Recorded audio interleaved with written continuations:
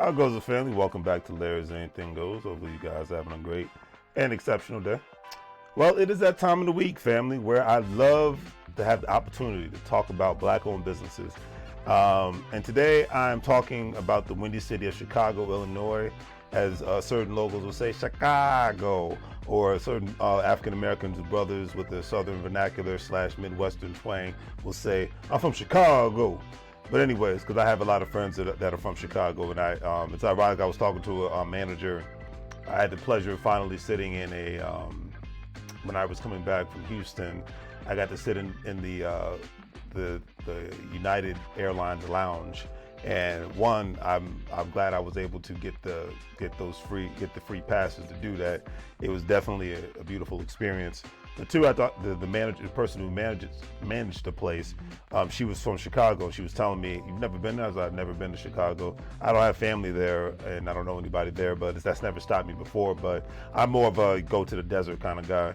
So, but one day, out of all Midwestern cities I want to see, I definitely want to see 3 places specifically: Chicago, Detroit, and the Twin Cities. So just wanted to put that disclaimer out there.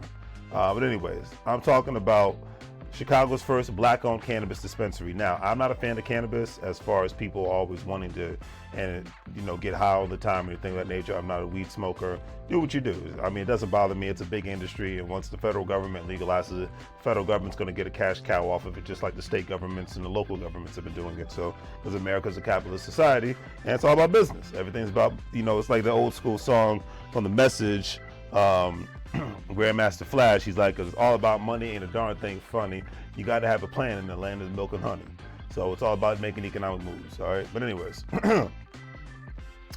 like any other industry, the cannabis and the banking industry is going to make a lot of money off of it too, not just the federal government, state governments, local governments, but the bank, once they legalize it, the banks will make a lot of money. So it's just, I just look at it, I say let them legalize it because it hasn't been the downfall of Illinois, Michigan. I think Pennsylvania is going to be next, with Maine, Nevada, Arizona, California, Oregon, Washington State. Even my home state of Virginia legalized it, not to the point where you have dispensaries everywhere, but they're basically not locking people up for it anymore. DC, Maryland. So a lot of places, like, look, it's not the end of the world. People are making money off of it. Colorado, it's, people have gotten over it. Red states, blue states, people's like, look, it's about the money. It ain't about the political nonsense, because that's, at the end of the day, Democrat, it's all about the money. Republican, it's all about the money. So that's why I said, if I don't hear anybody, if I don't hear grown, especially grown men talking about money and business, but you want to give me all these other heartfelt speeches, then I know that you are basically full of it. And I'll leave it at that. Anyways. Where was I at? So, but like any other industry, is very lucrative, just like the tobacco and alcohol industries, gambling industries across the United States of America. The article stated that the A family-owned cannabis dispensary celebrated its grand opening in Logan Square Tuesday. The Grasshopper Club is Chicago's first independent Black-owned marijuana dispensary. 2 brothers and their mother, as you see in this picture right here, and I love family business, are behind the operation in the 2500 block of North Milwaukee Avenue. So if you're in the Midwest, you're in Illinois, and you're in Chicago, they are located at 2500 block of North Milwaukee Avenue. They stated, and I quote, "We don't have a relationship or get support or have an arrangement with one of the large publicly owned cannabis companies," owner Matthew Brewer said. With the exception of some minor silent investors, the Grasshopper Club is owned by the Brewer family, along with his brother Chuck and their 74-year-old mother Diane Brewer. Now, before I go on, did you all hear that, family? Did y'all really hear that? Okay, this Black family alone, with some other investors, did the smart thing by putting their money together to make money moves, and that's just how it's supposed to be. Too many families in 2023 and moving forward are going to lose financially and going to be broke as a freaking joke financially. Okay, that might not be broke in love, but they're going to be broke from an economic standpoint. Okay, because they do not want to work together as people should be. All right, most families still believe in this crazy concept that it's all about just doing it yourself and forget everyone else. And ladies and gentlemen, before I go on, I have to just say it's not about doing for self. It's all about working together so that you can do for self as a collective. You might not agree with everything, and that's fine.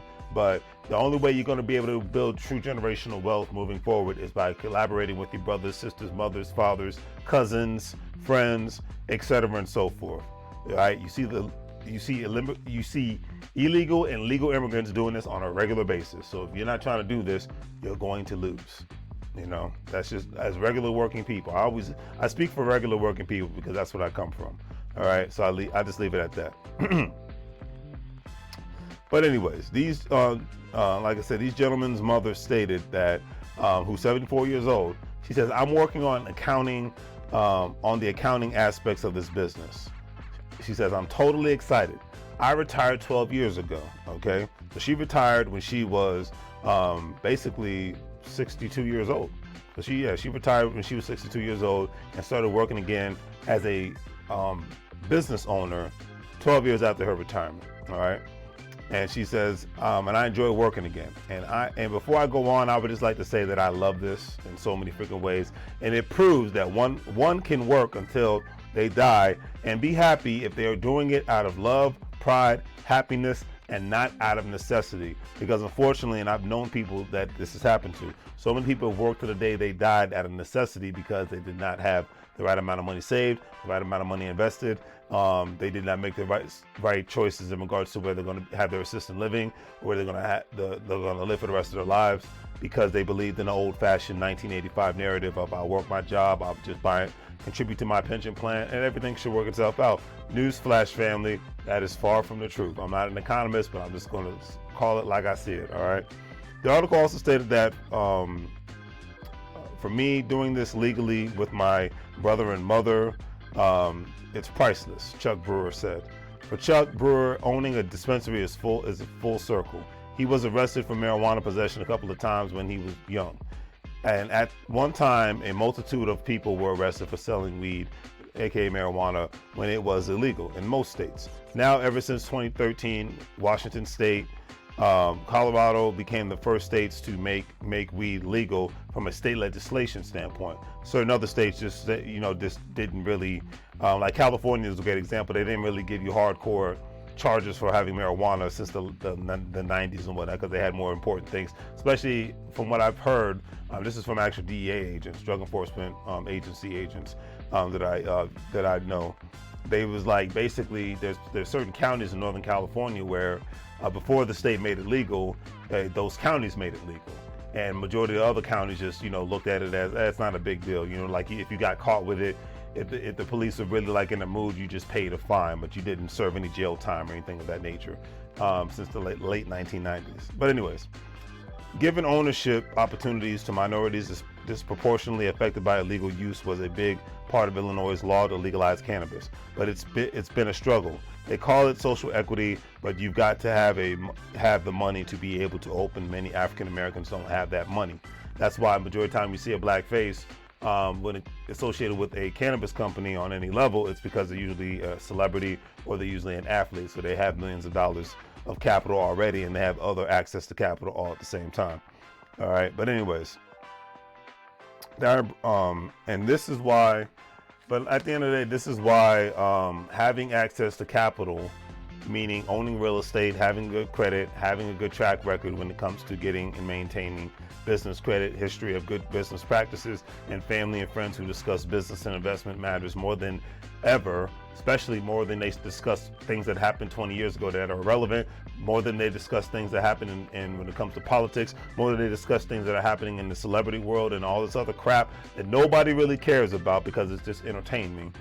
When you operate from an investor standpoint, I don't care what level in life you're at, when you start thinking like an investor and a business person, at least just start thinking and implementing certain specific strategies into your everyday life, then and only then will you and your family be able to take life to the next economic plateau and not just be a 40-hour work employee. All right, thinking outside of I'm just going to be a good high-paid employee box is essential, especially not just across the United States of America, but in the African American community for survival. All right, family business, having insurance policies on each other, owning businesses, owning real estate, these things matter. Having access to capital, utilizing each other's credit, these are things that most Americans understand and are getting, but the African American community is still under this old mindset of, I'm just going to work my good job and I was going to pay my bills and I was going to floss in front of people and that's going to be it. That is not the way. That is the old way, and it barely worked back then. All right, I'm leaving it at that. Yes, I'm passionate about this, but sometimes you got to be passionate about what you're doing. A lot of people are passionate about things that are just funny, and not everything is funny in this life. All right, so I'll leave it at that.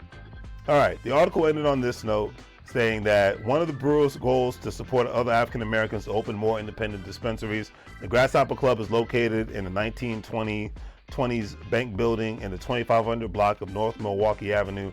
Matthew Brewer said, what sets the place apart is hospitality.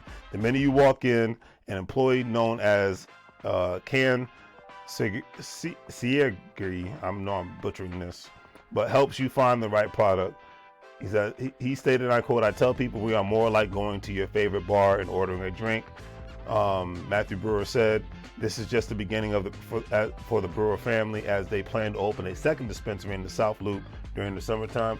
And I just wish them nothing but luck, and I commend them in their efforts, because family business is awesome business, and you see this happen all over the country and all various different communities.